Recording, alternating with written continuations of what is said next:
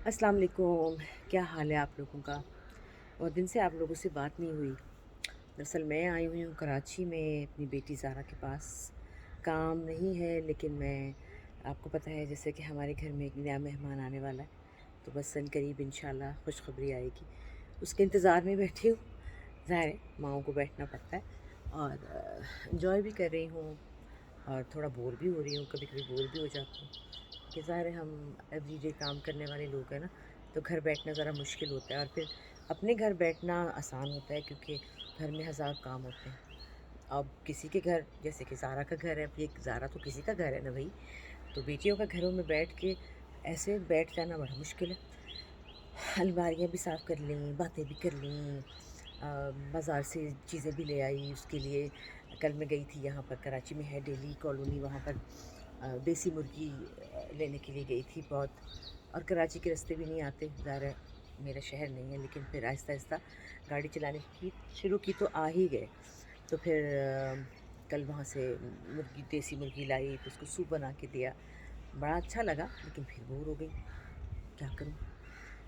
तो ख़ैर इसमें बैठे-बैठे कई बातों के आप लोगों से मिलते हैं ना जब, तो बहुत सी चीज़ें ऑब्ज़र्व करते हैं। बहुत से ख़यालात, बहुत सी बातें आती ज़हन में, तो दिल करता है कि शेयर की जाएँ आपके साथ भी।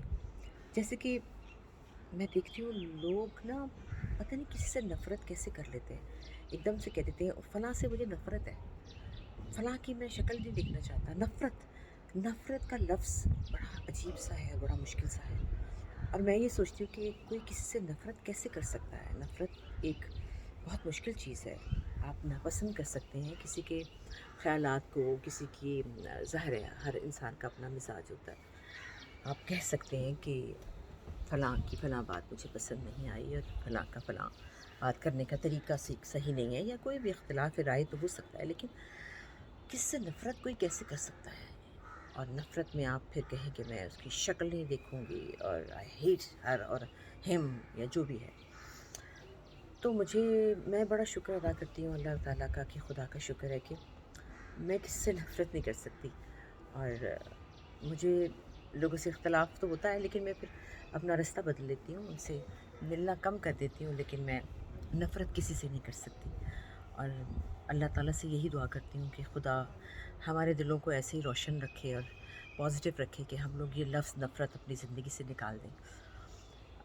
आप जिन लोगों को पसंद नहीं करते या जिनसे कोई आपको प्रॉब्लम है, आप उनसे मिलना कम करते हैं आप, और लेकिन आप नफ़रत ना करें। नफ़रत करना अच्छी बात नहीं है, इससे अल्लाह ताला भी नाराज़ होते हैं।